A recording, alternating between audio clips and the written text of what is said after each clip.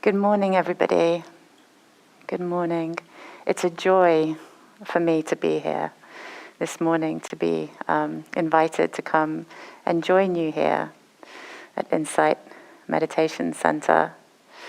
I've spent some time in this space while being with the Sati Buddhist chaplaincy training program, but I've never had the chance to come and practice here on a Sunday morning. So I was a little bit nervous about being in a new space with new people, and now that I'm here, I'm feeling much more relaxed. So thank you for welcoming me. Thank you. When I was talking to Gil about being here this morning, and I was asking him, what the order of events was, and I said to him, well, should I ring a bell at the beginning of the meditation? And Gil said something along the lines of, we're not nearly so delineated. There's no need for a bell. I think the meditation just starts and flows in. And, I started thinking about that, the ways in which we bring ourselves into this space, whether it's just by some simple sound, a bell. I thought of a poem that's very dear to me by the poet David White called The Bell and the Blackbird, where at the beginning of the poem he says, "The sound of a bell still reverberating, or a blackbird calling from a corner of the field, asking you to wake into this life, or inviting you deeper into the one that waits." So I thought, there could be a bell, or there could not be a bell, or perhaps there'd be the sound of a bird. Well, what is it? What is the little sound? What is the cue that brings us here? So at the place where I practice, which is Kannon-do Zen Center in Mountain View, like many other Zen centers, we have outside our meditation hall a big block of wood called a han. The name of this is a han. It's a big block of wood, and there's a mallet that comes with it.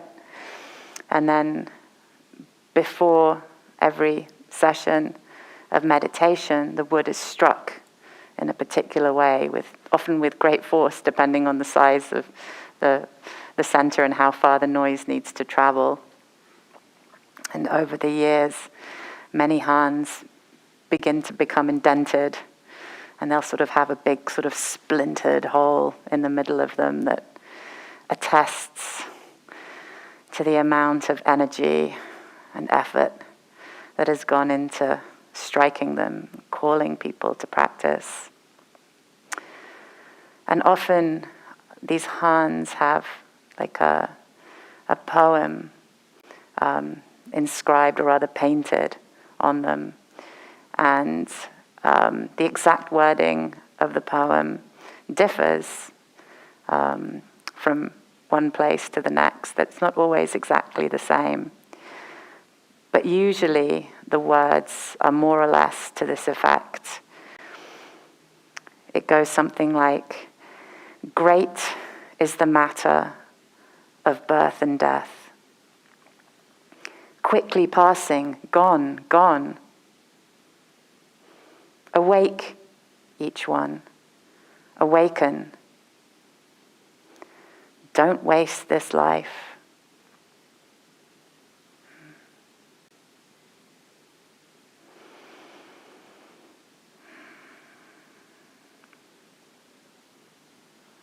So this message is conveyed often in this very definitive sound of the wood being hit with a mallet.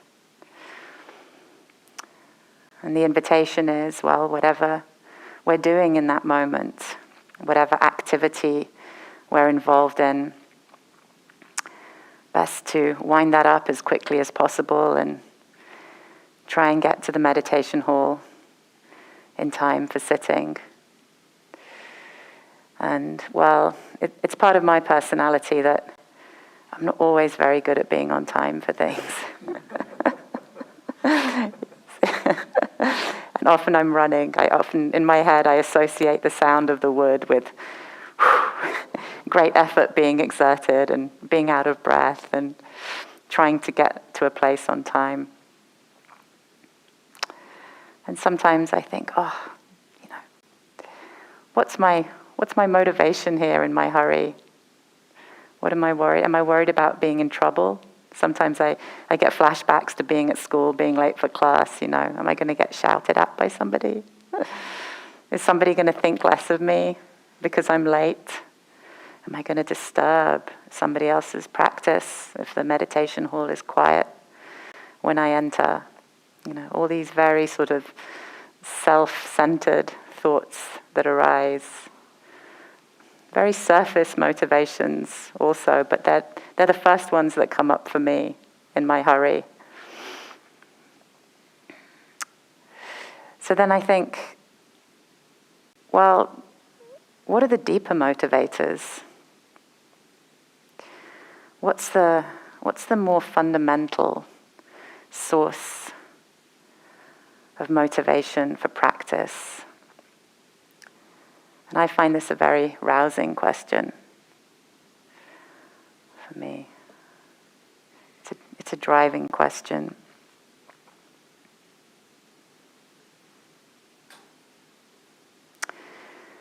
In the Zen tradition, we refer to the mind of practice. Mind of practice. And we talk about giving rise to the mind of practice, which is something like allowing our true nature, our original nature to emerge, to flow freely. I think of a river flowing freely without impediments. Not a river that's dammed up or that has been prevented from taking its natural course, but the energy of that flow that has found its natural direction, and it just goes. And this kind of image is helpful to me for thinking about the sort of effort and energy necessary for spiritual practice.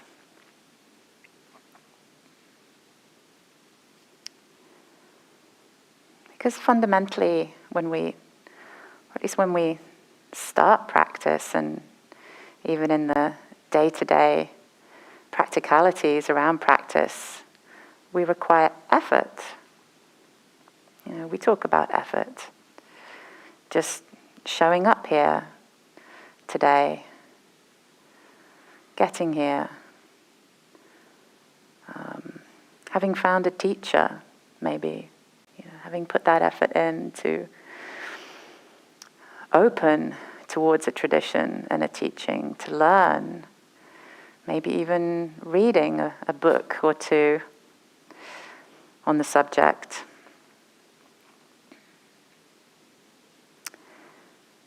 And then the efforts that we put into meditation itself, it can be very difficult at first. Just to stay put, to put yourself there, and perhaps when we're first starting out, we might have been sitting for a few weeks and then think, but I don't know what's changed. My brain's still ticking over. I'm still having all these thoughts. I feel so distracted. And that can feel very demotivating. That can feel like, what am I doing wrong? Am I doing something wrong? Maybe I'm not trying hard enough. Maybe I need to try harder. That's what I need to do. Maybe I'm not dedicated enough.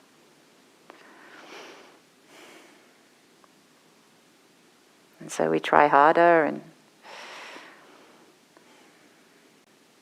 maybe that can bring us some difficulty too. Working with these levels of energy is a skill. It's a skillful thing that we work with as our practice develops. I kind of think of it a bit like, salt in cooking.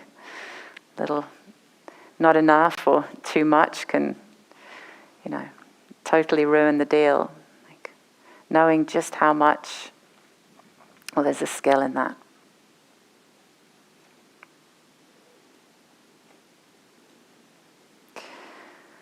So there's a story that came up for me when I was thinking about this. Maybe this is a story you've already heard, and it reads a little bit like a joke, in fact. So there was a martial arts student who went to his teacher in great earnest and asked his teacher, he said, I'm really devoted to studying this system. I really want to learn everything you can teach me. How long will it take me to master this? How long will it take me to get to where you are? And the teacher thought about it, kind of casually just threw out an answer. 10 years. And the student, very impatient and shocked, and answered, but no, I need to do it faster than that. I want to, I have enthusiasm. I will work very hard. I'll practice every day. I'll do this for 10, 12 hours. You tell me. I'll be here the whole time. If I do this, how long will it take then? And the teacher thought again for a moment and replied, 20 years.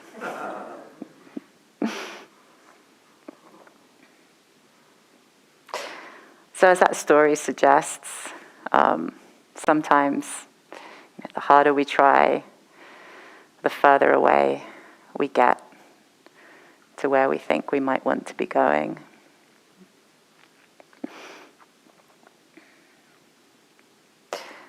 And the late Zen teacher who was a teacher here in the area, Shunryu Suzuki, who was a teacher up in San Francisco, he used to say that the right kind of energy is very important. And if there was such a thing as bad effort, he would say that, well, that's the kind of effort that moves in the wrong direction. So that would be something like maybe moving against the current,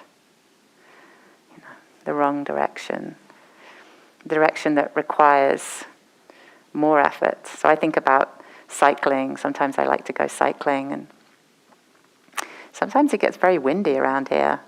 And maybe some of you have had this experience, but I like to cycle over by Shoreline in the Baylands. Some beautiful trails there.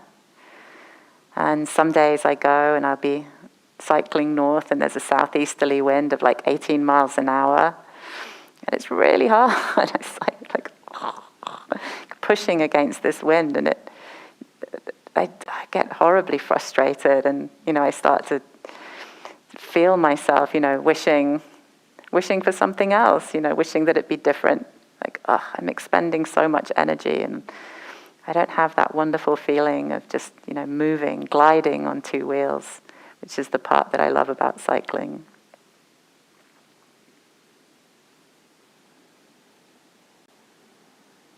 So then when we apply that to practice, that image, what does it mean when in our practice our efforts move in the right direction?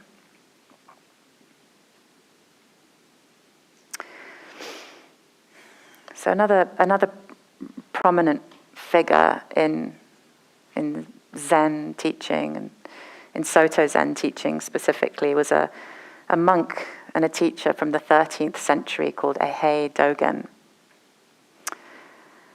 And on the subject of effort in practice, he provided some images to his students to take away and to think about, to chew on. He said to them, think about the kind of effort that would be exerted by a thief trying to steal a precious jewel. Or think about the kind of effort that would arise for a warrior about to fight a formidable enemy. Or maybe the kind of energy and effort that comes up in the heart of somebody who's in love and wants to get the attention of their beloved. That sort of rich, boundless energy that would be in somebody's heart at that moment. And so I think what he's trying to say here, not necessarily encouraging us towards, theft and violence, but that the energy that's present in all of these examples, it's inherent. It's already there. It's not something that needs to be forced. It's something that can be used, tapped into. So maybe in some ways we can all relate to this on some level. That kind of focus when we move towards an object of desire, maybe something that we really want, a beloved person, an activity that we become fixated on, survival, whether it's just our own survival, the survival of someone we love. I'm a parent. I think about the kind of attention and energy I put into being around my daughter when she first started to walk, or when she first rode a bicycle and my heart was in my mouth, being next to her, just every wobble, like, and there's not much that would have distracted me at that moment. I absolutely feel how I have this biological programming as a parent to, have her at the forefront of my attention, especially if there's some danger in the air. So the effort's already there in abundance. And I think the way that I understand Master Dogen's teaching, the way that he talks about energy in this way, is that there's an encouragement here to try and find a quality of effort that can be sustainable, that would be healthy and not be depleting.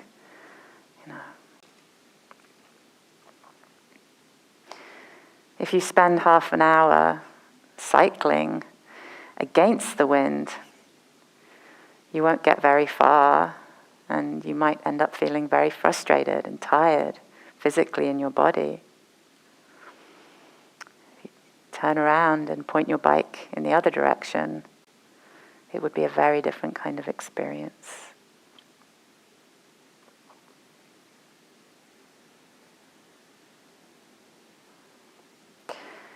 So how to bring that quality or even that intensity of energy into everyday life, into practice, into moments that are not necessarily exciting or fraught. Maybe, especially starting out in practice, we may just have a moderate sort of idea that, well, this would be good for me. This is a good thing to do. Seems good. People who meditate, they seem to be happy. Happier, maybe not. But, maybe this is a direction I'd like to move in. Or maybe I feel very strongly about this today, but how will I feel next week or next month or next year? Like, how could I sustain this over time? How to really find an authentic motivation in myself in the midst of distractions and tiredness, or maybe just too much comfort, safety, or just moments of feeling disengaged. How to do that?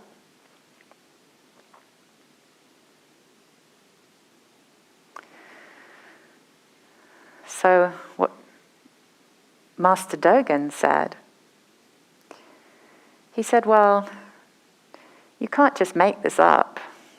You can't just will it into being or think about it, do it. This is not an intellectual exercise. It's not something that can be done by some temporary method of contemplation. Instead, he taught this. He said that in order to arouse this mind of practice, we need to try and tap into what's already there. We need to prime the ground so that it can appear, so that it can rise up. And his recommendation for this, he said what we can all work with is we can all practice with impermanence. Impermanence.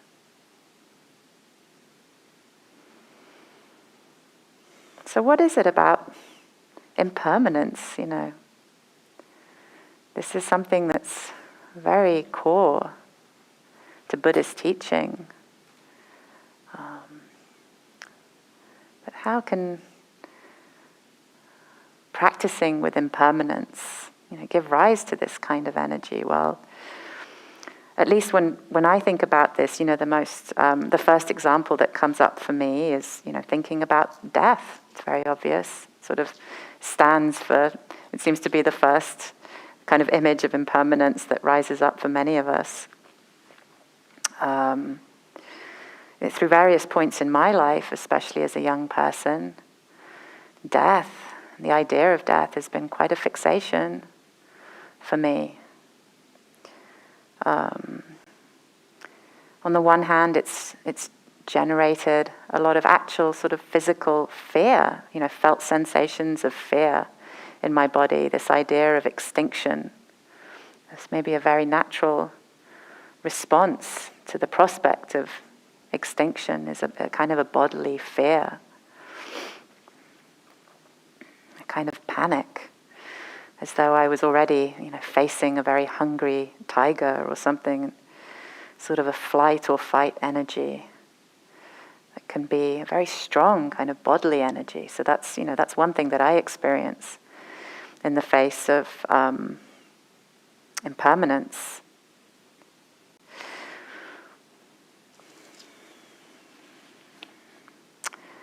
And then there's a more kind of mental reaction that comes along with it too.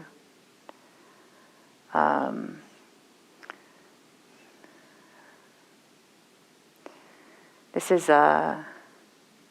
perhaps in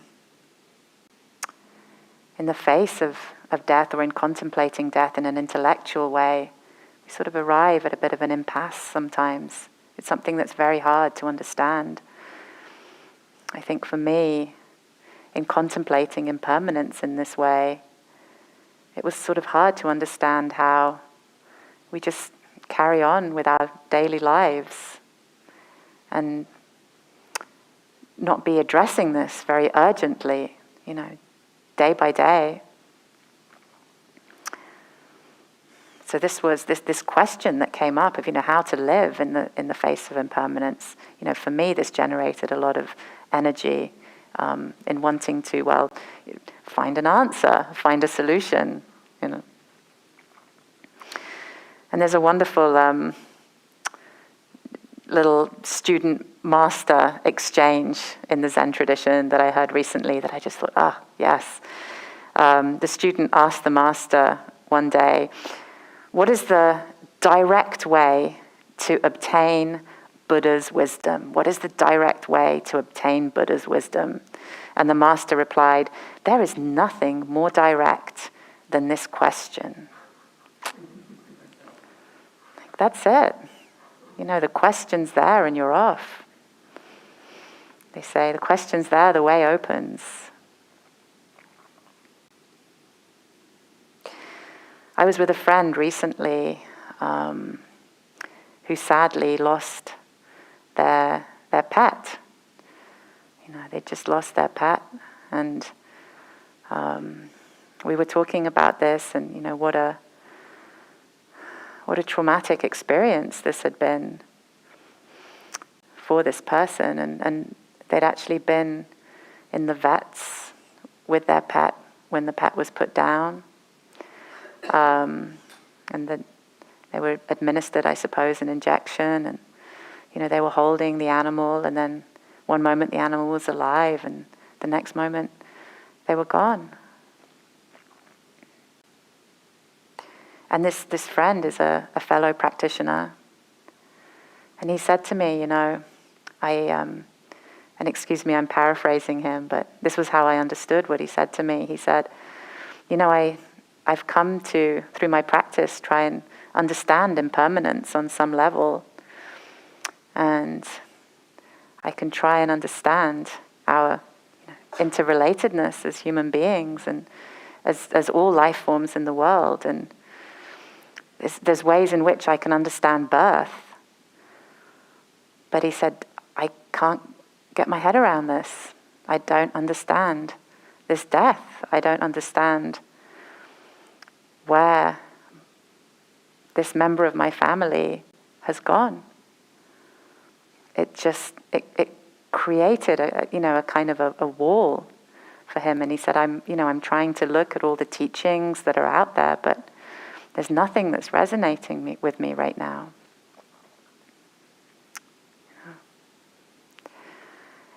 And what I noticed was it gave rise to a kind of energy in him, almost an anger, that seemed very motivating. What he wasn't saying was like, so, having had this experience, now I'm just going to pack up and not try anymore. It seemed to want to push him forward into something. And what that isn't necessarily entirely obvious at first.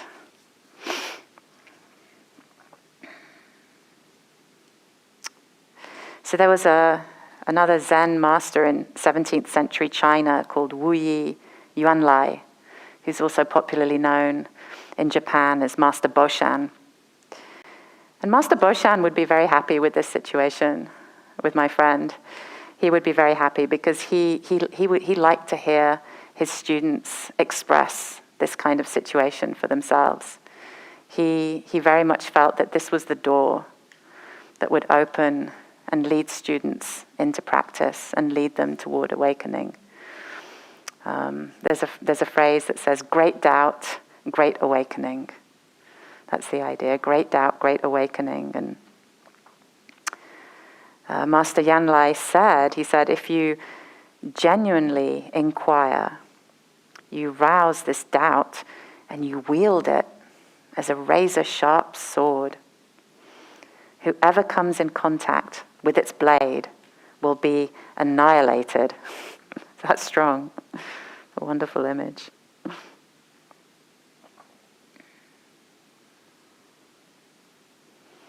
So I don't know how many of you are familiar with the Rinzai school of Zen. I know myself, I'm only very faintly familiar, but one of the things that some people know about the Rinzai school is that they practice with koans. And the koan is a kind of a situation or a sort of a puzzle that's given to a student. And it can, it's something that just stays with you, and it's something that doesn't make sense and maybe sticks with you. And eventually it challenges a student's sense of the world, to the extent where they might their paradigms of the world would start to shift. There would start to be a fundamental kind of change. So this was a great insight, I think, from the Rinzai masters, that something that gives people energy is problem solving. It's very hard to sit with a problem and just let it go. Like we have this desire, to find resolution a lot. So this is harnessed in some practices. So in summary, thinking about the different kinds of energies that arise from the practice and contemplation of impermanence.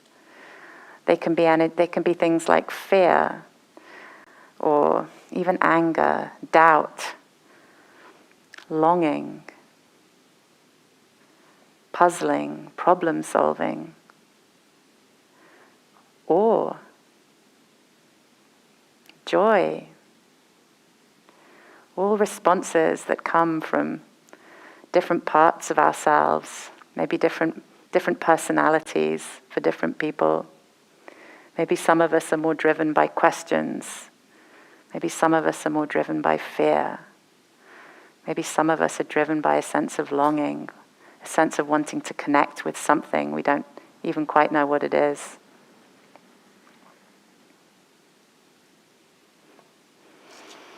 And to address the last mention of awe and joy, I think of Mary Oliver's beautiful poem, Wild Geese, in which she says, "You do not have to walk on your knees for 100 miles through the desert, repenting. You only have to let the soft animal of your body love what it loves. You do not have to walk on your knees for 100 miles through the desert repenting. You only have to let the soft animal of your body love what it loves."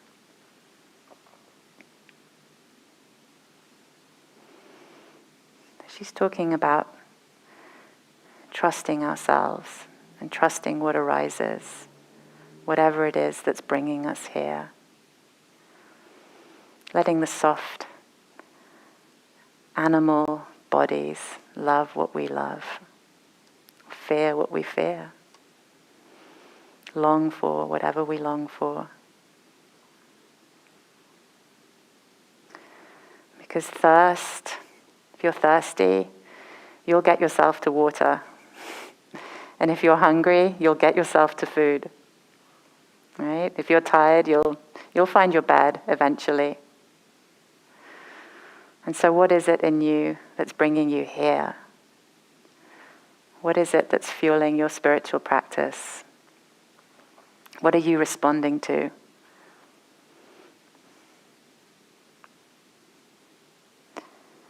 And I'll finish with a quote from another late Zen teacher called Kobun Chino. He said, "When you realize how rare and precious your life is, and how it's completely your responsibility, how you decide to live it, how you manifest it, that's such a big responsibility that naturally such a person sits down for a while. It's not an intended action. It's a natural action."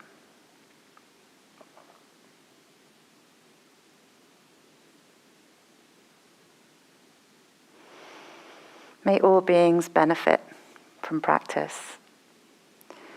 May they be happy, may they be joyous, and may they be safe. And may every river run into the sea.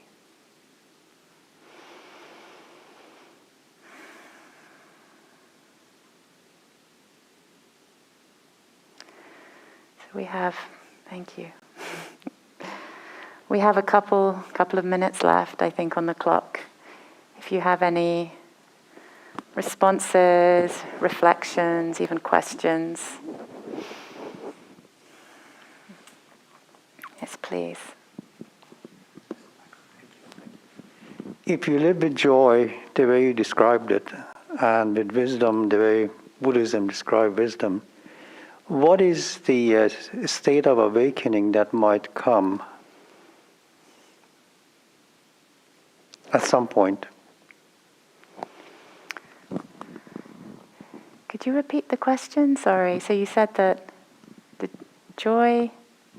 Well, you mentioned that if you live naturally and let the shall we say the better part of you, the loving part of you, manifest itself in real life, and have joy be the driving force. How does it lead to awakening?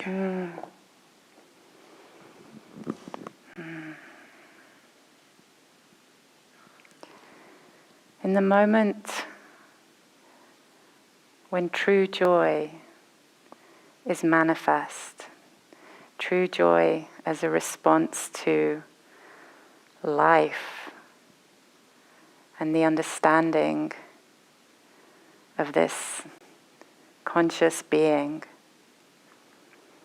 just that moment itself is awakening. Thank you very much. Thank you. Thank you for that question.